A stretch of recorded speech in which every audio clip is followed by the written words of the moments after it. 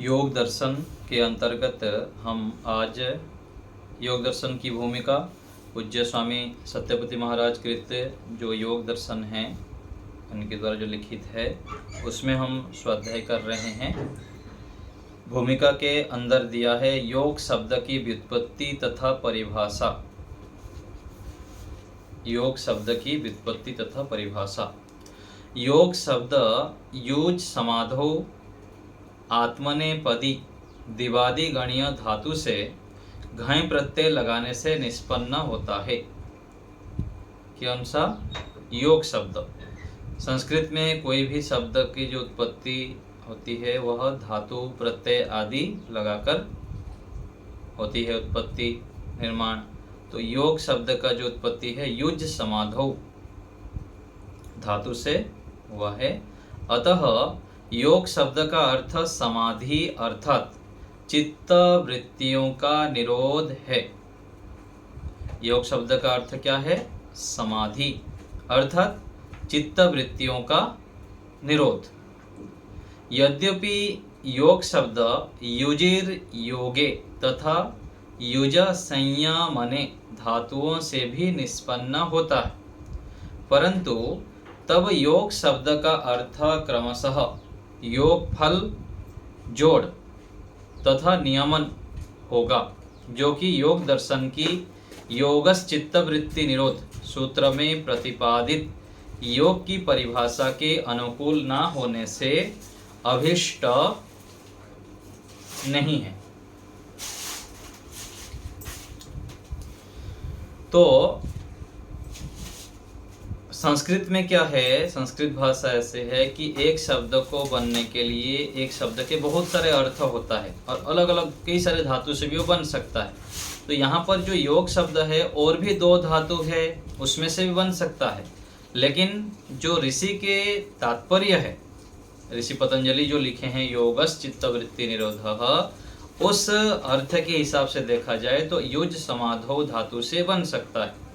तो योग का मतलब जोड़ भी होता है, दो से दो जोड़ देना, योग कर देना है ना, संयुक्त करना, ये भी होता है। नियमन करना इस अर्थ में भी होता है, लेकिन यहाँ पर जो योग शब्द है इसका अर्थ वो नहीं है। इसका अर्थ है समाधि, चित्त वृत्तियों का निरोध। योग को यदि हम सरल रूप से कहेंगे कि योग हम क्यों करना चाहिए, योग करने से क्या होता है, तो योग अर्थात समाधि। समाधि में क्या होता है, हम क्यों समाधि लगाए और समाधि से हमारा लाभ क्या है? समाधि को दूसरे शब्द में कहे तो समाधान। हम सभी लोग अनेक सारे समस्याओं से ग्रसित रहते हैं, चाहे सामान्य व्यक्ति हो चाहे विशेष व्यक्ति हो, छोटे से लेकर बड़े तक जीवन में अनेक समस्याएं सबके पास है। किसी के पास थोड़ा सा है, किसी के पास अधिक समस्याएं हैं। तो समस्याओं के समाधान के लिए हमें योग करना चाहिए।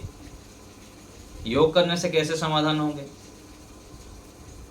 तो योगाभ्यास करने से हमारा चित्त के वृत्ति, जो दुष्ट वृत्तियां हैं, गलत वृत्तियां हैं, वो सब दूर हो जाता है, उसको हम रोक पाते हैं योग के अंगों का जब हम अनुष्ठान करते हैं। और सभी खेल क्या है? ज्ञान के आधार पर है। व्यक्ति के मन बुद्धि यदि स्वस्थ है और वह शुद्ध है, पवित्र है, स्थिर है, तो वही समस्या एक व्यक्ति के सामने बहुत विराट हो जाता है और दूसरे व्यक्ति उसी समस्या को बहुत सरलता से हल कर देता है। ये कैसे हो रहा? कष्ट बाधाएं भगवान राम जी के सामने भी था, ऋषि दयानंद जी के सामने भी था और हमारे सामने भी आता है, लेकिन हम उस स्थिति में घबरा जाते हैं, विचलित हो जाते हैं, खिन्न हो जाते हैं, अस्थिर हो जाते हैं। लेकिन उन लोग बहुत सरलता से सहन कर लिए। क्यों? क्योंकि वह योगी थे, योगाभ्यास करते थे, योग करने के लिए समय लगाते थे, दिन भर उनका जीवन योगमय होते हुए रहता था। तो समाधि अर्थात समाधान। यदि हमको जीवन में समस्याओं से छुटकारा पाना है, समाधान प्राप्त करना है, तो हमें योग करना चाहिए। योगाभ्यास अति आवश्यक है। तो योग अर्थात समाधि। यहाँ पर कुछ विस्तृत रूप से योग की परिभाषा इस प्रकार से समझ सकते हैं। मन के समस्त अनावश्यक विचारों, चिंता, क्रोध, तनाव, खिन्नता, चंचलता, घृणा, अभिमान आदि को रोककर मन को अभीष्ट ध्येय आत्मा तथा प्राकृतिक पदार्थों में नियुक्त कर उनके यथार्थ स्वरूप को जानना तथा मन की सात्विक वृत्ति का भी निरोध कर ईश्वर साक्षात्कार करना योग है।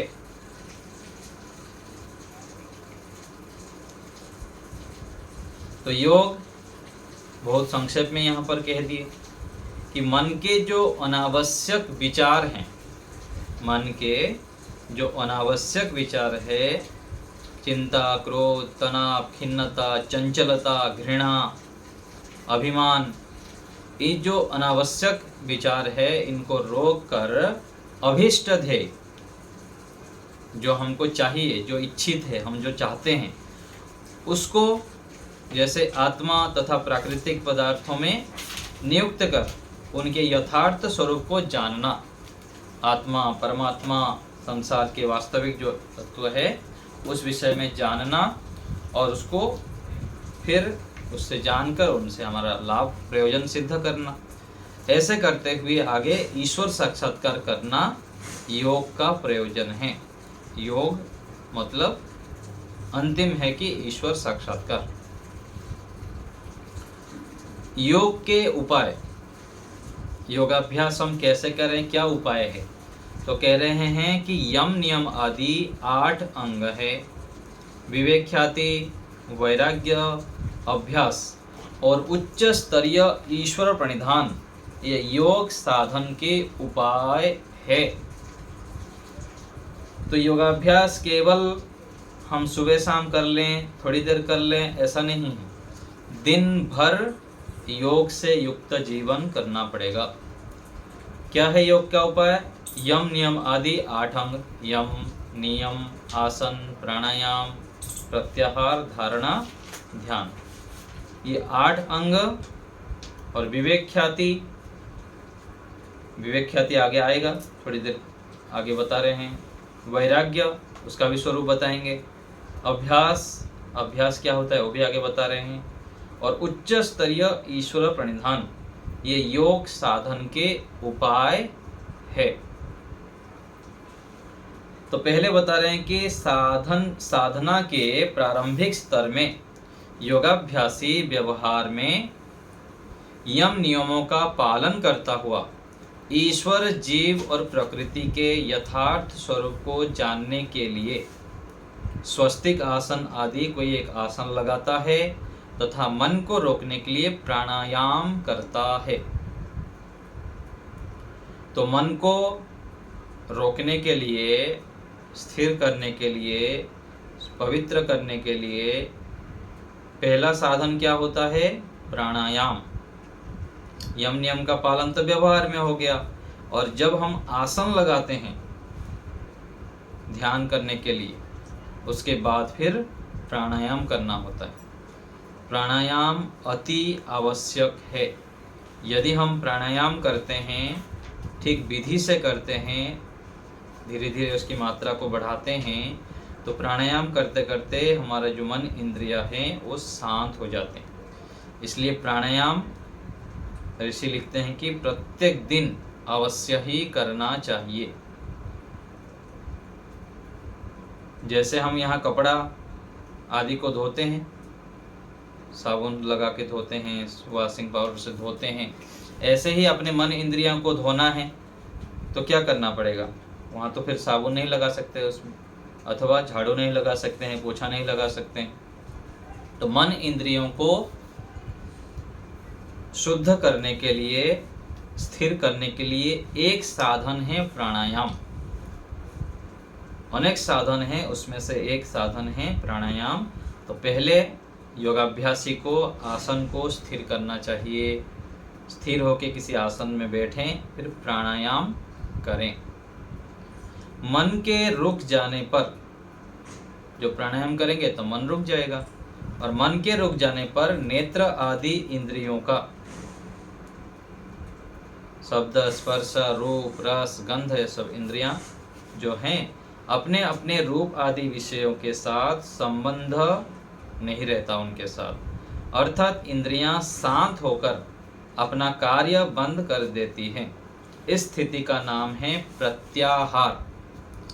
प्रत्याहार में क्या होता है, जैसे हम ध्यान कर रहे हैं, साइड में खड़खड़ आवाज हो रहा है, कोई कुछ बोल रहा है, कुछ सुगंधी आ रहा है, उसकी ओर हमको ध्यान नहीं देना है। अपना जो विषय है, ईश्वर का विषय है, कुछ भी हम विचार कर रहे हैं, उसकी ओर पूरा फोकस करना, उसकी ओर केंद्रित होना उसके ऊपर, और बाह्य जो विचार है उसकी ओर ध्येय नहीं देना। यह है प्रत्याहार। तो प्रत्याहार के बाद आगे अधिकार में किए हुए मन को ध्येय पदार्थ के साक्षात्कार हेतु शरीर के किसी एक स्थान, हृदय आकाश, भ्रूमध्य, कंठ आदि में स्थिर कर देने का नाम धारणा है। तो धारणा क्या होता है, कैसे करें धारणा का अभ्यास? जब हम एकांत बैठते हैं ना, बैठने के बाद मन को स्थिर करते हैं, उसमें एक स्थान पर हमको केवल अनुभव करना है। क्या करना है? मन को लेके वहाँ लगाना है कि यहाँ मस्तिष्क के इसमें अथवा हृदय में, नासिका के अग्र में, केवल उस स्थान को थोड़ा सा अनुभव करना है। मन मानसिक रूप में उस स्थान को अनुभव करना है। क्यों अनुभव करना है? ये क्या है? धारणा बनने से क्या लाभ है? इसको कहते हैं धारणा। उस स्थान को जब हम केंद्रित करते हैं, इसका इतना प्रयोजन है कि आगे जब हम ध्यान करने जाएंगे, ईश्वर से संबंधित कोई भी एक विषय चला के जब हम ध्यान करते हैं, तो उस समय मन जब फिर वहाँ से हट के दूसरे जगह चला जाएगा, तो वहाँ से फिर तुरंत खींच के धारणा केंद्र में लगा देना है। इतना वहाँ का प्रयोजन है धारणा का। फिर उसके बाद हमें आगे बढ़ना पड़ता है, किसकी ओर? ध्यान की ओर। और धारणा की स्थिति में संपादित करके धारणा के स्थल पर ध्येय वस्तु विषयक चिंतन का एक प्रवाह बना रहना ध्यान है। तो ऋषियों की जो व्याख्या है उसमें ध्यान किसे कहते हैं? ध्यान वह है कि ज्ञान का निरंतर बना रहना। कोई भी विषय, ईश्वर से संबंधित ज्ञान हम निरंतर बनाए रखें, वह है ध्यान। केवल आँख बंद करके बैठ जाना, कोई भी विचार नहीं लाना, ये ध्यान के वास्तविक स्वरूप नहीं।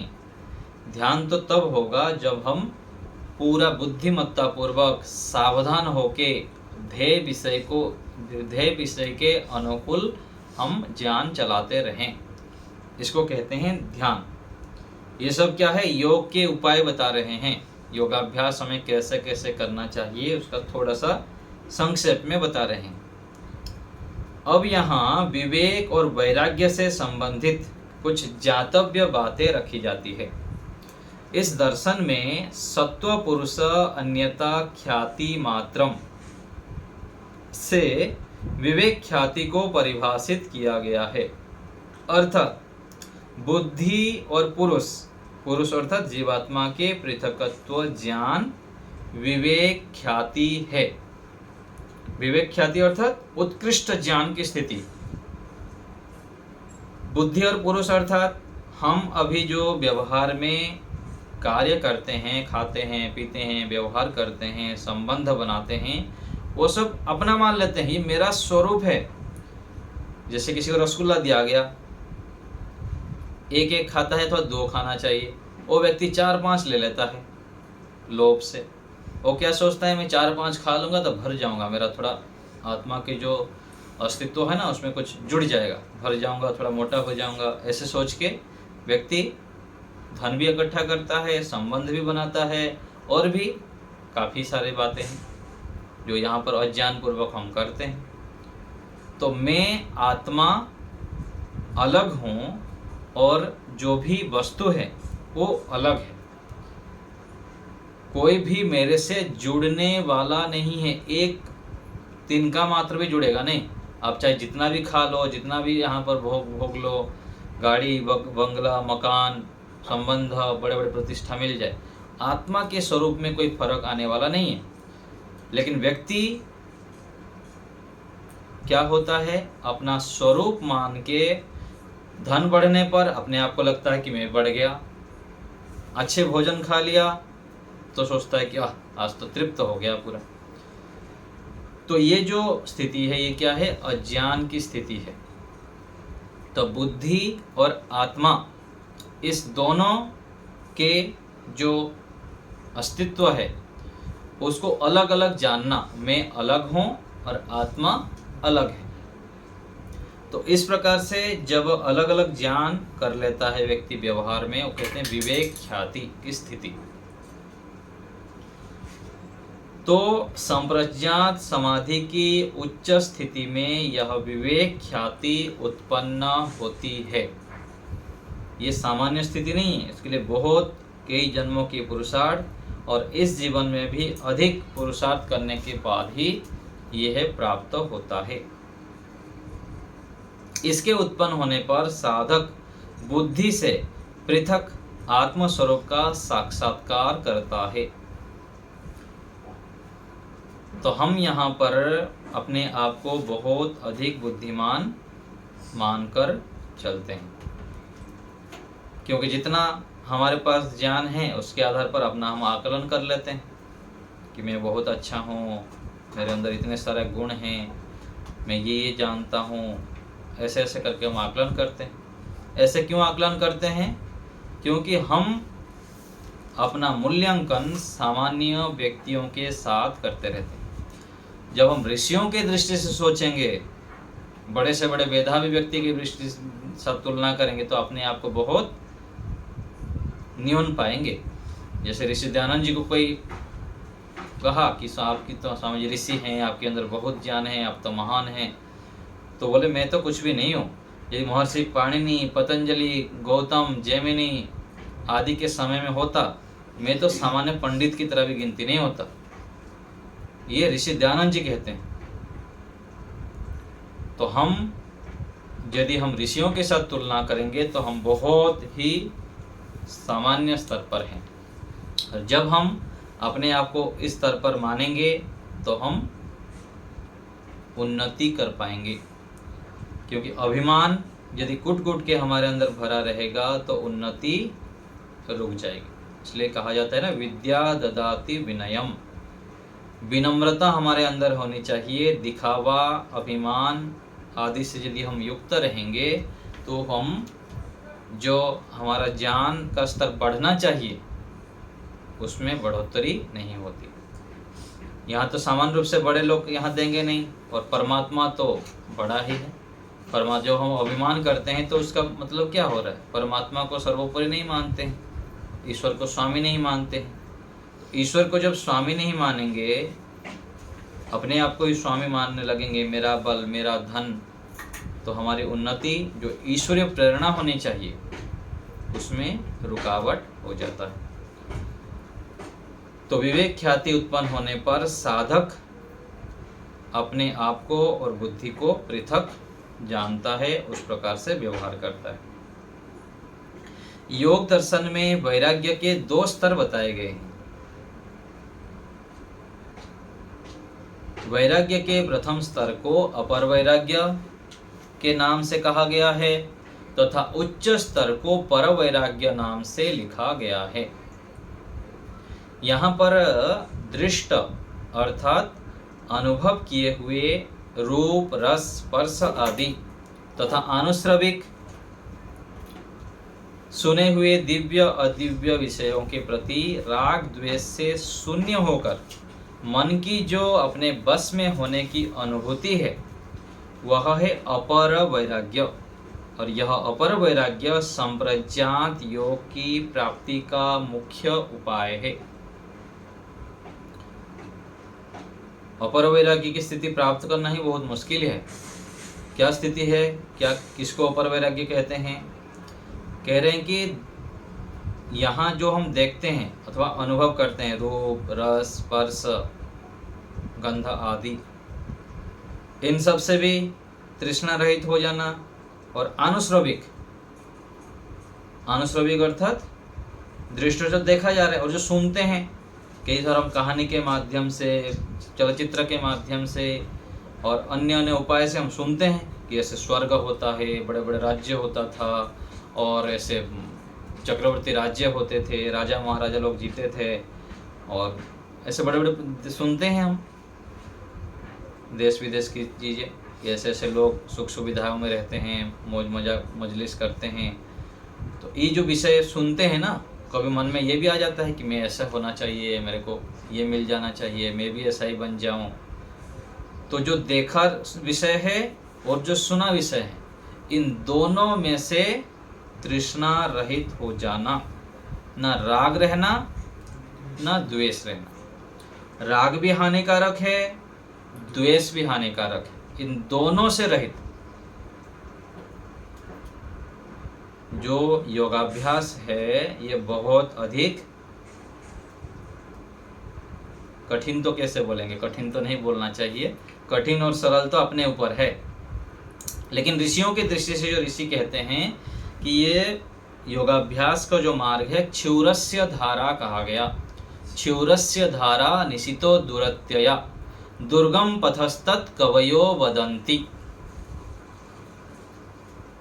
ये उपनिषद की वाक्य है कि जो ऋषियों की मार्ग जैसे तलवार के धार पर चलने के समान ये रास्ता है। बहुत सावधान होकर चलना पड़ता है और वास्तव में कठिनाई है ही, क्योंकि यहाँ हम देखते हैं जिस कार्य में कठिनाई होती है उस कार्य को कम लोग करना चाहते हैं।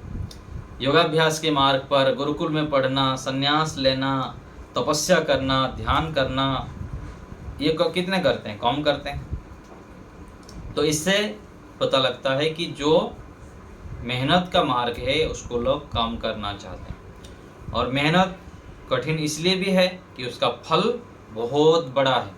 कितना बड़ा है? कितने लाखों करोड़ों वर्ष तक, 36,000 बार सृष्टि की उत्पत्ति प्रलय होगा, तब तक हम मोक्ष में रहते हैं, ईश्वर के आनंद में रहते हैं। व्यक्ति यहाँ छोटे छोटे दुख कष्ट को हटाने के लिए सुबह दोपहर के दुख को हटाने के लिए सुबह नाश्ता करता है, फिर दोपहर को करता है, फिर रात को भोजन करता है। थोड़े से कष्ट होता है, ठंड होता है, तो फिर कंबल ओढ़ता है। इतना लंबे काल तक यदि हमको सुख मिलेगा तो पुरुषार्थ तो करना चाहिए। तो ये जो अपर वैराग्य की स्थिति है, इसके लिए हमें पुरुषार्थ करना होगा, अत्यंत पुरुषार्थ करना होगा। और ये पुरुषार्थ, ये जो वैराग्य है, किस लिए है? क्योंकि हमको स्थायी और स्थिर सुख प्राप्त करने के लिए। इसलिए कहा जाता है कि न तपस्विनो योगः सिद्ध्यति, बिना तप के योग की सिद्धि नहीं होती। और ऋषि दयानंद जी एक लिखते हैं वेद मंत्र के पंक्ति दे के सत्यार्थ प्रकाश के 11वें समोल्लास में, कहते हैं कि अतप्त तनोर न तदामो अश्नुते। जो अतप्त तनु है, जो अपने शरीर को तपाया नहीं है, पुरुषार्थ नहीं किया, बचा बचा के चलता रहा, वो कभी भी ईश्वर के आनंद को प्राप्त नहीं कर सकता है। तपना पड़ेगा बहुत अधिक। ऋषि दयानंद जी को देखिए, भगवान राम जी को देखिए, भगवान कृष्ण जी को देखिए, कितने भी महापुरुष जिसको भी हम उठा के देखें, उनके जीवन में तपस्या रहा। और हम भी यदि ईश्वर के आनंद को प्राप्त करना चाहते हैं तो तप करना पड़ेगा। रात को जल्दी सोना तप है, सुबह जल्दी उठना तप है। ध्यान करने की इच्छा नहीं होगी तब भी जबरदस्ती ध्यान में बैठना तप है। यज्ञ करना तप है। इधर उधर की खाने की इच्छा होगी उसको रोकना, सात्विक भोजन करना तप है। तो तप क्या है? धर्म आचरण करते समय आने वाले दुख, कष्ट, हानि, लाभ, मान अपमान आदि को सहन करना तप है। तो ये जो योगाभ्यास की मार्ग है चूरस्य धारा है, तलवार के धार पर चलने के समान। हर समय सावधान रहते हुए अपने मन इंद्रियों को देखना पड़ता है। पदे पदे उसमें काम आ जाएंगे, क्रोध आ जाएंगे, द्वेष भावना आ जाएगी, वहाँ तुरंत ब्रेक लगाना पड़ता है।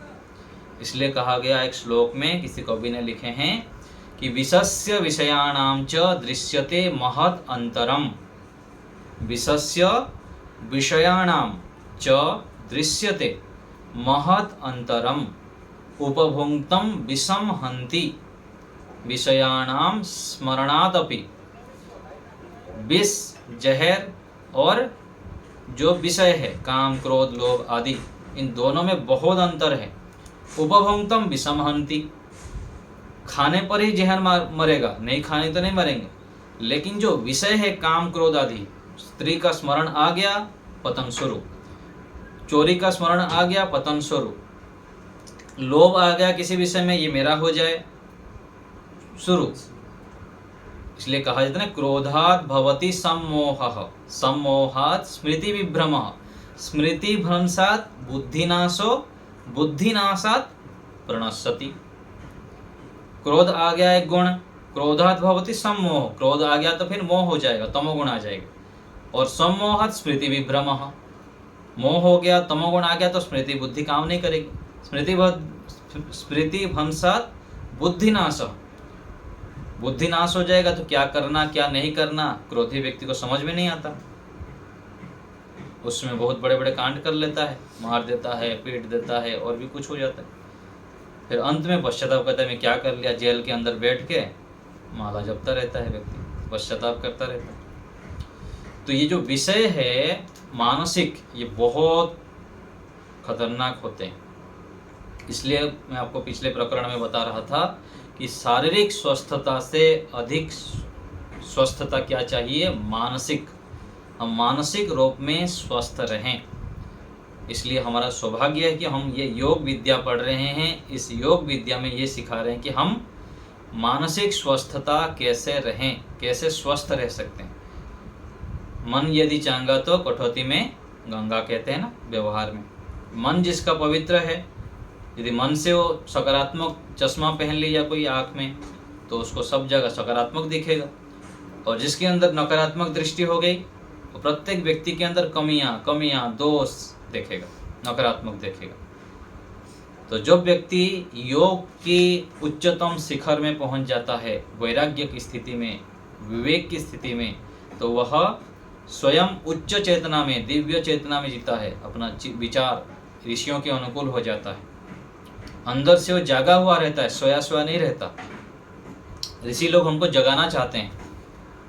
तो ये जो पंक्ति बताया था उसके आगे यही बताया गया है। क्षुरस्य धारा जो पंक्ति बताया उसके आगे ही इस पंक्ति है कि उत्तिष्ठत जाग्रत प्राप्य बुरान निबोधत। ये कहा गया इस श्लोक के आगे कि उठो जागो। यदि आपको ये तलवार के धार पर चलना है तो उठो जागो, बुरान निबोधत, ज्ञान प्राप्त करो, विद्वानों के पास जाओ, ऋषियों के शरण में जाओ, तपस्या करो। तो ऐसे करने पर हम ये जो यहाँ पर पढ़ रहे हैं वैराग्य की स्थिति, इसको प्राप्त कर सकते हैं और हम अंदर से मजबूत हो सकते हैं। बाहर भी शत्रु हैं, अंदर भी शत्रु है। यदि हम अंदर के शत्रु को विजय प्राप्त कर लेते हैं तो संसार को हम जीत सकते हैं। तो यह अपर वैराग्य संप्रज्ञात योग की प्राप्ति का मुख्य उपाय है। जो दो प्रकार की समाधि है, संप्रज्ञात समाधि और असंप्रज्ञात समाधि। तो अपर वैराग्य से संप्रज्ञात समाधि प्राप्त होती है, फिर पर वैराग्य से असंप्रज्ञात समाधि की ओर हम बढ़ते हैं। तो संप्रज्ञात योग की उच्च स्थिति में विवेक ख्याति उत्पन्न होती है। जैसे यहाँ पर स्वच्छ कांच होता है ना, स्वच्छ कांच के यदि अंदर कैसे देखा जाता है, अंदर जो भी होता है कांच लगा होता है तो बढ़िया स्पष्ट दिखता है। यदि कांच गंदा हो तो अंदर कोई सामान होगा कांच के पीछे तो दिखेगा नहीं। जैसे मिरर हम देखते हैं तो मिरर स्वस्थ होता है, दर्पण स्वच्छ होता है तो अपना स्वरूप ठीक से दिखता है। तो ऐसे ही हमारा चित्त, मन, बुद्धि आदि जब पवित्र हो जाते हैं तो हम अपने आप को जान पाते हैं कि मैं कौन हूँ, कहाँ से आया हूँ, क्या करना चाहिए, मैं इतने महान हूँ। ये जो दिव्य अनुभूतियां हैं वो होने लगता है। नहीं तो व्यक्ति मरे मरे जीता है, दुखी, हताश, निराश, परेशान, खिन्न आदि स्थिति में क्यों जीता है? क्योंकि चित्त के अंदर बहुत अधिक मलिनता रहता है। तो ये बार बार योगाभ्यास करने पर, ऋषियों के अनुकूल चलने पर हम ये विवेक ख्याति को प्राप्त कर पाते हैं। उस विवेक ख्याति को भी सत्व गुण का धर्म मानकर साधक उससे भी विरक्त हो जाता है। ये संसार में यहाँ पर जो छोटी छोटी उपलब्धियां होती है, सिद्धियां जो आया था, और सिद्धि सब मिलने पर भी व्यक्ति वहाँ पर ठहरता नहीं है। मुझको ये नहीं चाहिए, ठीक है ये साधन है, लेकिन उससे भी आगे मुझको ईश्वर की आनंद चाहिए सोचकर व्यक्ति को फिर परवैराग्य होता है। और परवैराग्य होने के बाद यह असंप्रज्ञात योग की प्राप्ति का मुख्य उपाय है। तब तो फिर व्यक्ति के अंदर जो क्लेश आदि दग्धबीज होना, कई लाखों जन्म मरना, कितने सारे पशु योनियों में जाना, फिर मनुष्य जीवन में भी मरना, फिर जीवन प्राप्त करना, फिर बच्चे पैदा करना, जीवन भर खाते पीते मौज मस्ती करना, फिर मर जाना, फिर जन्म लेना, फिर खाना पीना मौज मस्ती करना, फिर मर जाना, कितने जन्मों तक व्यक्ति ऐसे ही जीवन जी लेता है। फिर ईश्वर की कृपा से, अपने पुरुषार्थ से वह धर्म के विषय में जानता है, वेदों के शरण में आता है, योगाभ्यास करता है, फिर आगे चलकर इस वैराग्य की स्थिति को प्राप्त करते करते ईश्वर प्राप्ति, मोक्ष की ओर हम बढ़ पाते हैं। तो हम बहुत ही सौभाग्यशाली है। तो हम निरंतर योगाभ्यास करते जाएं, इस वैराग्य की स्थिति को प्राप्त के लिए बढ़ते रहें। तो आगे बताया गया थोड़ा है, और वैराग्य प्राप्ति के साथ साथ साधक को ईश्वर प्रणिधान, ईश्वर समर्पण का भी विशेष अभ्यास करना पड़ता है। क्योंकि ईश्वर प्रणिधान अर्थात समस्त कर्मों को परम गुरु ईश्वर के समर्पित कर देना तथा उनके लौकिक फल कुछ भी नहीं चाहना। कोई भी अच्छे अच्छे कार्य करते जाओ। मान लीजिए यहाँ हम अच्छे कार्य कर रहे हैं, लोग निंदा कर रहे हैं, चुगली कर रहे हैं, हमको अपमान करते, करने दो, उसकी दोष से उनको दंड मिले। जो भी हम अच्छे कार्य कर रहे हैं उसका अर्पण परमात्मा को कर लें कि प्रभु आप ही हैं मेरे, आपको समर्पित कर देता। ये क्या है? ईश्वर प्रणिधान है। और ईश्वर प्राप्ति हेतु ये विशिष्ट उपाय है। प्रत्येक साधक को उच्च स्तर पर इसका अनुष्ठान अवश्य ही करना चाहिए। तो समाधि प्राप्ति के लिए, वैराग्य प्राप्ति के लिए सबसे जो श्रेष्ठ उपाय है वो है ये ईश्वर प्रणिधान। दिन भर ईश्वर को अपने माता पिता मानते हुए, गुरु मानते हुए, हमारे रक्षक मानते हुए, परमात्मा ही ऐसे एक सत्ता है जो हमको सारे कष्ट, बाधाएं, क्लेशों से, परेशानियों से हटा सकते हैं। इसलिए हमें ईश्वर प्रणिधान का अभ्यास निरंतर करना चाहिए। इससे हमारी प्रगति शीघ्रता से हो सकती है। तो ये कुछ योगाभ्यास के उपाय बताए। इस प्रकार से हम धीरे धीरे आगे बढ़ते जाएंगे तो योग विद्या में निपुण हो सकते हैं और अपने जीवन को सफल कर सकते हैं। अभी आप लोग को कुछ पूछना हो तो बताइए।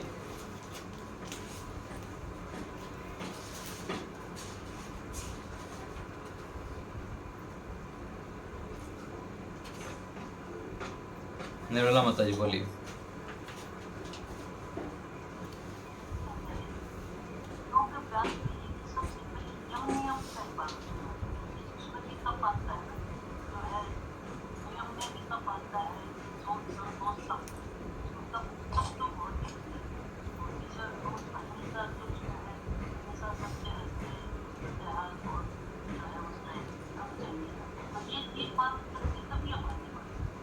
हाँ जी, हाँ जी, जी जी, सभी उपाय है, सबको करना चाहिए।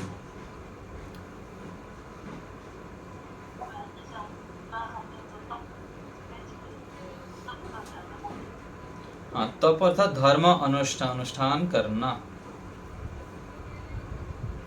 धर्म का अनुष्ठान करना है ही तप।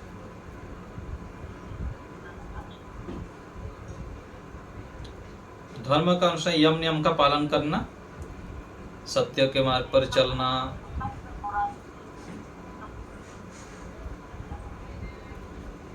तब का मतलब है जब आप अच्छे कार्य करेंगे, जैसे कक्षा में आ रहे हैं, कोई बोलेगा नहीं कक्षा में नहीं जाना, ये क्यों जा रहे हो, सुनने से क्या होगा? आप अपना ही सुनाएंगे या मेरे भी सुनेंगे? कुछ आपको बोलना है तो बोल दीजिए, सुन लेंगे हम। हाँ, तो धैर्यपूर्वक सुनेंगे तो होगा ना। तो मैं ये कह रहा हूँ कि तप अर्थात अच्छे कार्य को करना, इच्छा ना होने पर भी अच्छे कार्य को करना, ये तप है। जैसे रात को जल्दी सोना, इच्छा नहीं होगी फिर भी करना, सुबह जल्दी उठना, ध्यान करना, व्यायाम करना, सत्संग करना, अच्छे भोजन खाना, ईश्वर का ध्यान करना, यज्ञ करना, दिन भर अपने कार्य को ईमानदारी पूर्वक करना, ये जब करने लगेंगे तो बीच में बहुत सारे बाधाएं परेशानियां आएंगे। उस बाधा परेशानी कठिनाई आने पर भी उसको नहीं छोड़ना, इसको कहते हैं तप। ठीक है मतलब? हाँ, द्वंद्वों को सहन करना ये भी है। द्वंद्व से और भी ये सरल है कि अच्छे कार्य को करते हुए बीच में आएंगे हानि लाभ, मान अपमान, भूख प्यास आदि को सहन करना पड़ेगा, इसको कहते हैं द्वंद्व। इसको सहन करते हुए अच्छे कार्य को करते रहना, इसको कहते हैं तपस्या। ठीक है, प्रतिमा माता जी बोले।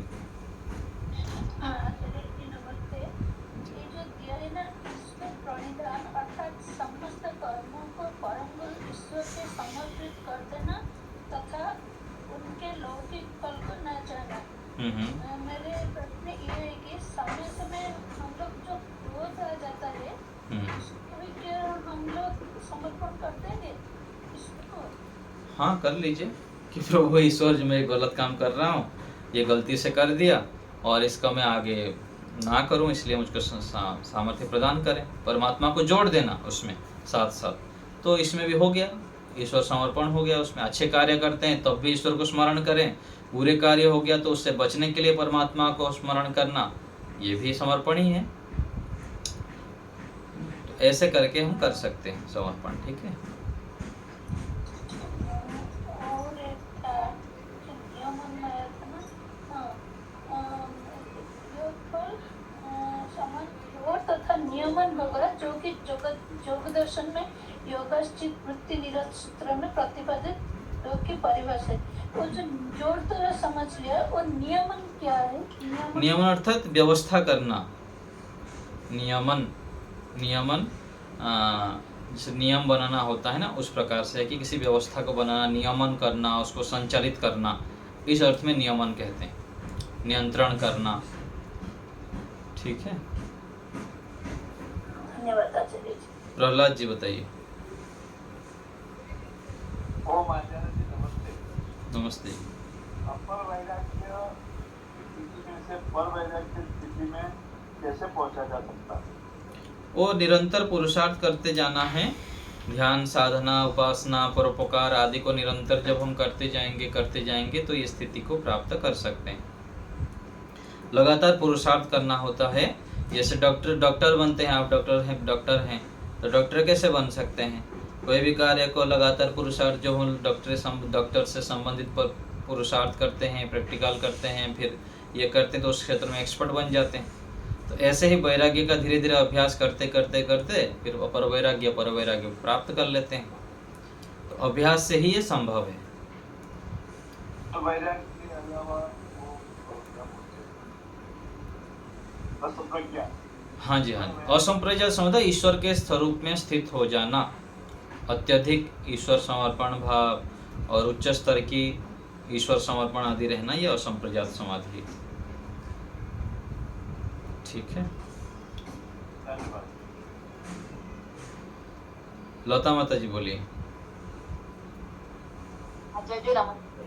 हम जब ध्यान करते हैं तो ध्यान में उनका गुणों को ध्यान में रखकर ध्यान करेंगे, और कोई मंत्र को लेकर अगर हम जप करेंगे तो मंत्र का अर्थ जानकर करना है। तो जब हम करते हैं तो उनका क्या मतलब? हाँ, जैसे हम ध्यान करते हैं तो ध्यान के समय मंत्र के माध्यम से भी कर सकते हैं, ओम के माध्यम से भी कर सकते हैं। ओम के माध्यम से जब हम जप करते हैं तो ईश्वर का मुख्य नाम ओम है। उस ओम के साथ साथ किसी एक गुण को जोड़ देना है। ईश्वर के गुण सर्वरक्षक है, सर्वज्ञ हैं, आनंद स्वरूप हैं, सर्वव्यापक हैं, दयालु हैं। किसी एक गुण को लेके उसके अर्थ विचार पूर्वक करना कि प्रभु आप दयालु हैं, मेरे अंदर भी दया गुण दीजिए। इस भावना के साथ उस समय जप करना है। दूसरे समय फिर करेंगे तो कभी दयालु ले लिए, कभी आनंद लिए, कभी सर्वज्ञ लिए, ऐसे बारी बारी करके लेना है। लेकिन एक एक गुण को लंबा अभ्यास करना चाहिए। जैसे आनंद गुण के ले लिए तो 1 सप्ताह तक आनंद गुण के हिसाब से करिए, फिर न्यायकारी ले लीजिए। ऐसे करते हुए एक एक गुण को हमको अभ्यास करते जाना है और धीरे धीरे उसमें निपुणता प्राप्त करना है। ओम का अर्थ क्या है? ओम का अर्थ है सर्वरक्षक, जो मुख्य अर्थ कहेंगे। ऐसे तो सारे जितने भी गुण हैं ईश्वर के वो सारे ओम का अर्थ है, लेकिन अवति इति ओम, रक्षा करना, परमात्मा सबकी रक्षा करते हैं। तो ओम का अर्थ सर्वरक्षक, इतना मान लीजिए यदि ओम का अर्थ आप चाहते हैं तो। प्रमोद जी बताइए।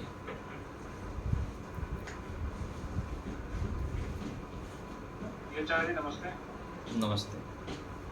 सर जी इसमें एक 2 चीजें आई हैं, तो धारणा है, ध्यान है। तो दोनों में जरा एक बार अंतर आप स्पष्ट कर दीजिए। धारणा का जो सूत्र है, देश बंधस चित्तस्य धारणा, किसी देश विशेष में चित्त को लगाना। देश बंधस चित्तस्य, देश बंध को किसी देश विशेष में, किसी स्थान विशेष में मन को वहां पर टिकाना, यह है धारणा। टिका के फिर आगे क्या करना है वो कहा गया कि तत्र प्रत्येकतानता ध्यानम। तत्र अर्थात धारणा के स्थान पर, प्रत्येकतानता ज्ञान के एक समान निरंतर बना रहना, यह है ध्यान। मन को एक जगह पर टिकाने के बाद जिस विषय में आप गायत्री मंत्र से ध्यान करना चाहते हैं तो गायत्री मंत्र से संबंधित ईश्वर का ध्यान करेंगे। ओम के माध्यम से कर रहे हैं तो उस ज्ञान को चलाना, ये ध्यान है। धारणा मन को एक जगह पर टिकाना, और ध्यान उस टिकाए हुए स्थान पर ज्ञान फिर चलाना निरंतर रूप से।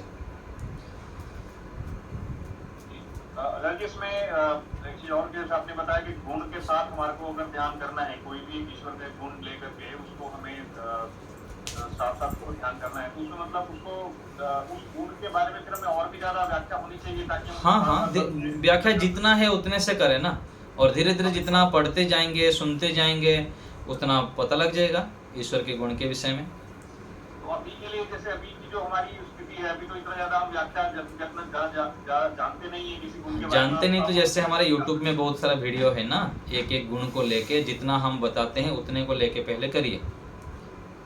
कम शब्द में उसमें कराया गया है। मेरा लगभग 50-60 वीडियो है, एक एक गुण को लेके। न्यायकारी है, सर्वज्ञ है, आनंद है, उसको लेके आप अभ्यास कीजिए। कुछ दिन सुन लेंगे तो आपके मन में आ जाएगा, फिर आप कर लेंगे। फिर आगे और भी आपको बता देंगे एक गुण कैसे और भी जोड़ेंगे उसमें। ठीक है। स्मृति जी माता जी बताइए। आचार्य जी आपने बताया वो समाधि में हमें सोल्यूशन मिलता है जब वो बड़ी तेज धारणा ध्यान के बाद, तो हाँ। वो मतलब वो कैसे मिलता है, हमें ज्ञान हो जाता है? हाँ, ऐसे मिलता है माता जी, केवल समाधि में ही नहीं, हर क्षण हमको समाधान मिलता ही रहता है। बस उसका जब अभ्यास करते जाते हैं तो परमात्मा अंतर्यामी प्रेरक है। जैसे माता पिता जी हैं, तो योगाभ्यास जब हम करते हैं तो परमात्मा को गुरु मानते हैं, माता पिता मान के चलते हैं। यहाँ जैसे प्रत्येक माता पिता होते हैं वो हमको पदे पदे संकेत करते हैं कि बेटा ये कर, ये मत कर। जो गुणवान व्यक्ति बच्चा होता है, प्रज्ञावान होता है, विवेकी होता है, संस्कारी होता है, वो माता पिता की बात को मान के चलता है और उसका जीवन सफल होता है, जीवन में समस्याओं को हटा पाता है। तो ईश्वर हमारे माता पिता है। जब हम योगाभ्यास करते हैं तो पदे पदे ईश्वर हमको अंतर्यामी रूप से प्रेरणा करते हैं कि बेटा बेटी ये कर, ये मत कर। तो ये कैसे पता लगेगा? जब हम योगाभ्यास करेंगे, अपने चित्त को शुद्ध करेंगे और स्थिर करेंगे तो परमात्मा की प्रेरणा को समझ पाएंगे। और परमात्मा की जो वाणी ऋषियों ने बखान कर रहे हैं, ऋषियों के ग्रंथ में बता रहे हैं, हम लोग जो गुरुजन बता रहे हैं, उन वाणी को हम उसमें हमारे चित्त में ग्रहण हो पाएगा। जो बातें हम सुनेंगे पढ़ेंगे उस ग्रहण कर पाएंगे, वही तो समाधान मिलेगा उसी से। एक तो परमात्मा अंतर्यामी रूप से देंगे, और दूसरा यहाँ पर भी जो हम पढ़ते सुनते हैं उसके माध्यम से हम अपने चित्त को जब शुद्ध करते हैं वहाँ पर धारण कर पाते हैं। इसलिए कहा ना, विद्या ददाति विनयम विनयात याति पात्रत्वम पात्रत्वात् धनम आपनोति। जब हम पात्र बनते हैं तब उसके अंदर आता है। जब हम पात्र को उल्टा रखेंगे, कोई कुछ दक्षिणा दिया, कुछ भिक्षा में देता है, वो थोड़ी रहेगा पात्र में। तो योगाभ्यास करने पर हम पात्र बनते हैं। पात्र बनने पर जो भी बातें हैं वो जब आता है तो हमारे सारे समस्याओं का समाधान हो जाता है। और आगे चलकर धीरे धीरे समस्या का जो समाधान का स्तर है बढ़ता जाता है। फिर समाधि में उच्च स्तर के हमको ज्ञान मिलता है और हम अपने बड़े बड़े क्लेशों को, दोषों को हटाते हैं उस समय। इस प्रकार से समाधान होता है। आचार्य जी, ये गुणों जो ईश्वर के गुण हैं वो किसमें आपने व्याख्या की गया? यूट्यूब में है? हाँ माता जी, ध्यान में हम सिखाए हैं। जो ध्यान की प्लेलिस्ट है ना, वेद प्रचार समिति में आप जाएंगे, प्लेलिस्ट में ध्यान अभ्यास आचार्य रमेश आर्य लिखेंगे तो हम ध्यान एक एक गुण को लेके किया गया है। आनंद है, न्यायकारी है, ठीक है। वेद प्रचार समिति लिखा जाए? हाँ, वेद प्रचार समिति यूट्यूब चैनल में है, तो मेरे को नमस्ते लिख के मांग देंगे, मैं लिंक भेज दूंगा। शीतल जी बताइए, माइक ऑन करिए। आचार्य जी, अभी जो ग्रुप में डाल दें तो कृपा होगी आपकी। हाँ, डाल देंगे। मेरे को एक बार नमस्ते करेंगे। कौन, बहुत सारा ग्रुप है ना, कौन से ग्रुप में डालूं? शीतल रानी जी बताइए। माइक म्यूट ऑन करिए, आप अनम्यूट करिए। वहां पर माइक का चिन्ह होगा, उसको दबा दीजिए। नहीं आता आपको, किसी से सीखना पड़ेगा। प्रमिला माता जी बताइए। आचार्य जी नमस्ते। नमस्ते। वो आपने एक उपनिषद का बोला था ना, वो थोड़ा नहीं समझ में आया था, मतलब उसको थोड़ा उपनिषद में पढ़ लेंगे, बता दीजिए किस उपनिषद में है। उपनिषद में ये मत में उसका स्थान पता नहीं है, मिल जाएगा, मैं बता दूंगा आपको। मेरे को नमस्ते भेजेंगे, कौन से उपनिषद में आएगा बता दूंगा मैं। ये उसका पंक्ति है, ये कहाँ से शुरू किया ये? हाँ, उत्तिष्ठत जागृत, ये जो है ना, क्षुरस्य धारा निशितो दुरत्य, मिल जाएगा, मैं बता दूंगा आपको, ठीक है। हाँ, दे देंगे। मेरे को कक्षा में जो भी बोलते हैं ना वो ध्यान नहीं रहता, बाद में आप व्हाट्सएप में मांग लेंगे मेरे को, तो मिलेगा। गीता माता जी बताइए। प्रणाम आचार्य जी। माता जी, मैं ये पूछी थी कि हम यज्ञ करते हैं, मैं एक टाइम यज्ञ करती हूँ 12 बजे, उसके बाद की पूजा तो जो हम करते हैं वो करते हैं, उसमें ही मैं ये जो संध्या है उसके मंत्र तब पढ़ती हूँ। तो जब यज्ञ करो तो भी पढ़ना चाहिए क्या? यज्ञ करते समय क्या करना चाहिए? संध्या मंत्र पढ़ना चाहिए? हाँ, वो पूछ रही। नहीं, ऐसा नहीं है, वो तो हम जोड़ दिए हैं और अलग से कर नहीं पाते हैं, इसलिए यज्ञ के साथ कर लेते हैं। तो ऐसे कोई विधान नहीं है कि यज्ञ के साथ साथ करना ही चाहिए। बस यज्ञ करने के बाद क्या है, उस एरिया का वातावरण शुद्ध होता है, तो यज्ञ के बाद कम से कम आधा घंटा वहाँ पर बैठे, तो उसके बाद मन भी, वातावरण शुद्ध होने से और शुद्ध वायु वहाँ पर होने से, वहाँ बैठ के जब हम ध्यान करते हैं, संध्या मंत्रों का उच्चारण करते हैं, तो विशेष और भी हमको लाभ मिलता है। इतना ही उसका प्रयोजन है। तो यज्ञ के बाद थोड़ी देर बैठे, आधा घंटा 1 घंटा वहाँ पर, तो अधिक ध्यान एकाग्र होगा और ईश्वर में मन लगेगा, तो इसलिए वहाँ पर करना चाहिए ऐसे, ठीक है। यज्ञ करने का कोई समय भी निर्धारित है क्या? यज्ञ का समय, हाँ, यज्ञ का समय उत्कृष्ट निर्धारित तो ऐसे कुछ नहीं है। सबसे श्रेष्ठ समय है कि सूर्योदय के बाद करें, सूर्यास्त से पहले करें, ठीक है। शीतल जी बताइए। नमस्ते आचार्य जी। नमस्ते जी। आचार्य जी, खिन्नता और चंचलता का अर्थ समझा दें मुझे। खिन्नता ये होता है ना, किसी को बार बार बोलते हैं बच्चे को, बेटा ये कर, वो फिर से वही करेगा, फिर से बोलते हैं फिर से करेगा, तो लगता है कि क्या व्यक्ति है, जितना ही बोलने से मानता ही नहीं है। मतलब एक मन में खिन्नता हो जाती है ना, उदासीनता, खिन्न, इसको बोलते हैं खिन्नता, ठीक है जी, है ना। और उदासीनता मतलब उदासीन भी ऐसे हो जाते हैं ना, किसी को बार बार बोलते बोलते ना। बनवासिनी माता जी माइक म्यूट करिए।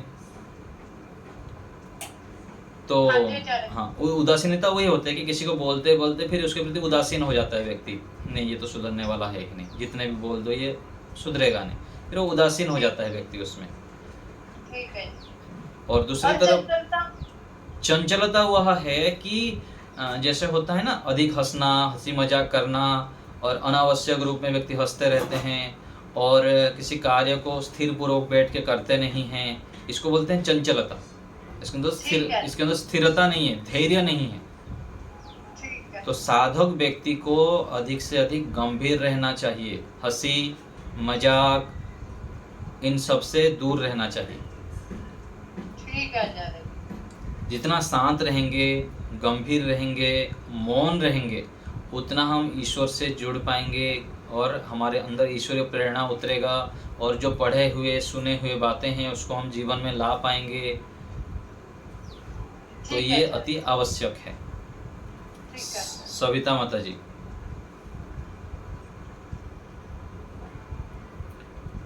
मीना माता जी। आचार्य जी नमस्ते। नमस्ते। आचार्य जो सटक संपत्ति और जमन्यम समानता है, अलग अलग? बस एक ही है, उसको थोड़ा अलग उपाय से बताया गया है। सटक संपत्ति, जो सटक संपत्ति बताया गया सत्यार्थ प्रकाश के नवम समोल्लास में, अलग अलग उपाय है अलग, क्योंकि एक प्रकार का आइटम खाते हैं ना, दाल रोटी चावल, तो व्यक्ति को पसंद नहीं होता है ना, थोड़ा चटपटा चाहता है कि थोड़ा अलग सब्जी बन जाए, है ना, कभी मिठाई बन जाए। तो ऐसे ही योगाभ्यास में भी ऋषि लोग अलग अलग प्रकार से साधक व्यक्ति को देते हैं कि भाई ऐसे ऐसे थोड़ा खाओ। तो अलग अलग उपाय से क्या है, व्यक्ति सावधान होके बंध के चलता है तो फोकस करके लक्ष्य को प्राप्त करता है। तो कोई अलग नहीं है, सब उसी में ही आ जाता है, बस थोड़ा अलग प्रकार से बताए हैं उसको। ठीक है। और आचार्य जी जो अभी शिविर दिसंबर में होगा, हमको तो फॉर्म फिल अप की। हाँ, उसके बाद में चर्चा करेंगे। सविता माता जी बताइए। सुदेशना माता जी। जी आचार्य जी नमस्ते। आचार्य जी, हम सब इस रास्ते में तो चलने के लिए मन स्थिर करे हैं, लेकिन जब मैंने पारिवारिक समस्या में हम उलझ जाते हैं, अगर हम कोई भूल होता है तो हमको कोई बोलता तो चलो हम भूल किए हैं, हम चुप रह जाते हैं। अगर कभी भूल नहीं होता है तो कोई बोलता है तो हम मन ही मन उसके ऊपर गुस्सा भी होते हैं। हाँ, उस समय क्या होता है ना, इस समय में डाइवर्ट होने के लिए अपने पास बहुत सारे अच्छे कार्य रखिए और ईश्वर से जुड़ जाएं। ओम का जप करें, गायत्री मंत्र का जप करें, है ना, सत्संग सुनने लग जाइए, गायत्री मंत्र मोबाइल में लगा दिए सुनते रहें। ऐसे करके फिर अच्छे कार्य में लग जाइए, कुछ पढ़ने में, सुनने में। तो व्यस्त जब रहते हैं तो इन सब से फिर दूर हो जाएंगे। जो मन खाली रहता है तो उसमें फिर व्यक्ति उलझ जाता है, कोई ऐसे बात आते हैं ना, फिर वही बात को विचारता ही रहेगा, फिर दुखी होता रहता है। तो अच्छे कार्य में लग जाएंगे तो फिर ये काम छूट जाएगा। कोई कुछ बोलता रहे उसका दोष है, ऐसे तो होगा ही। हमारे साथ क्या, ऋषियों को कहाँ छोड़े, महापुरुषों को कहाँ छोड़े, हमको छोड़ देंगे लोग, हमको बार बार परेशान करेंगे, अवश्य करेंगे, हमको और भी मजबूत बनाएंगे। ऐसे सोच के, केवल सोचने का ढंग, जितना भी कठिनाई बाधा परेशानी आएगा वो हमको मजबूत कर रहे हैं, हम और भी ईश्वर के शरण में जाएं। ईश्वर से जुड़ते नहीं हैं इसलिए ये सब ठोकरें मिल रहा है। जितना ईश्वर से जुड़ेंगे उतना हम मजबूत बन जाएंगे और इसको सहन भी कर पाएंगे। इन लोगों को जितना दुख कष्ट बाधा अधिक आएगा उतना व्यक्ति समझ में आएगा कि हाँ मैं गलती कर रहा हूँ, संसार में अधिक मन नहीं लगाना है, ईश्वर में मन अधिक लगाना है। ऐसे सकारात्मक चिंतन करके फिर शांत रहना पड़ेगा और हो जाएगा। धीरे धीरे आप लगे रहेंगे, योगाभ्यास करेंगे तो परमात्मा की कृपा से, अपने पुरुषार्थ से ये हम सब कर सकते हैं। अच्छा जी, और एक है, आप बताएं कि ध्यान में बुद्धिमत्ता पूर्वक, सावधान पूर्वक ध्येय वस्तु को ध्यान करना है। तो ध्येय वस्तु हम ईश्वर को लेंगे या उनका गुण लेंगे या और कुछ लेंगे? बस वही है, ईश्वर का गुण लेंगे तो ईश्वर ही है, गायत्री मंत्र बोल रहे हैं तो ईश्वर ही है, ये सब ईश्वरीय ही तो है। ठीक है आचार्य जी, धन्यवाद। आचार्य जी, हाँ जी। आचार्य जी मैं एक अपनी जिज्ञासा पूछना चाहती हूँ। एक बार ना मैं ऐसे ध्यान कर रही थी, पूर्णिमा का दिन था, उस दिन मैं ध्यान कर रही थी, तो मुझे ना अपने इधर आज्ञा चक्र में ऐसे प्रकाश हुआ था। मैं ध्यान करते करते करते एक रोशनी से यहाँ जैसे जैसे लगा जैसे यहाँ ऐसे कोई सूर्य चमक रहा है, ऐसे आंख बंद किए हुए, और मैं सोच रही अगर मैं खोल दूंगी तो ये हट जाएगा, जैसे दूध वाइट दूध। तो उसके बाद जब मैंने आंखें खोली तो मुझे बहुत अच्छा लगा, रिलैक्स महसूस हुआ। तो मतलब ये क्या था? बस इसकी ओर ध्यान नहीं देना चाहिए, यही तो बताया जा रहा है ना कि इसकी ओर ध्यान नहीं देना है, बस आगे बढ़ते ही जाना है। ये छोटे छोटे ये सब हम जब थोड़े बहुत पुरुषार्थ करते हैं तो ये सत्वगुण की स्थिति होती है, और ईश्वर के आनंद भी होता है, ईश्वर के गुण की ओर भी हम बढ़ते हैं, लेकिन ये सब की ओर अधिक ध्यान नहीं देना चाहिए। साधक को निरंतर आगे बढ़ते ही जाना चाहिए, ये प्रकाश और ये सब चीज़ें की ओर अधिक ध्यान नहीं देना है। बस ठीक है, ईश्वर को अधिक से अधिक समर्पित करते हुए आगे बढ़ते जाना।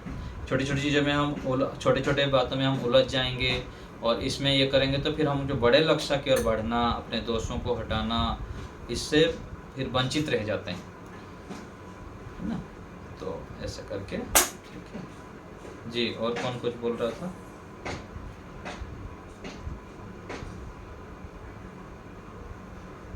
हाँ माता जी,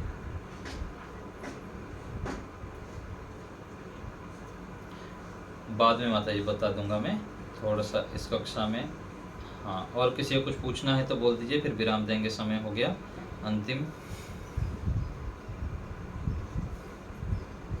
हाँ, क्यों नहीं। सृष्टि रचना परमात्मा ने किए हैं, सृष्टि ईश्वर ने ही बनाए हैं, सृष्टि का मालिक परमात्मा है। ईश्वर से जुड़ते हुए ध्यान करें। ध्यान के समय केवल ईश्वर को ही पकड़ना है, ईश्वर से अलावा कोई विषय नहीं लेना। हाँ जी जी जी जी। रहस्य को जानना आदि नहीं, केवल ईश्वर समर्पण। ध्यान का देखिए मुख्य उद्देश्य है कि परमात्मा को धन्यवाद करना कि प्रभु आपने बहुत कुछ मुझे दिए। केवल ईश्वर के गुणगान और ईश्वर प्रति समर्पण, प्रभु आप ही हैं, आप हैं और कुछ नहीं। बाकी चिंतन दिन भर करते रहना है ईश्वर से अलग, लेकिन ध्यान में जो बैठ जाते हैं तो ईश्वर की स्तुति, प्रार्थना और उपासना, ये 3 चीज करना। ठीक है, लता माता जी कुछ बोल रही हैं?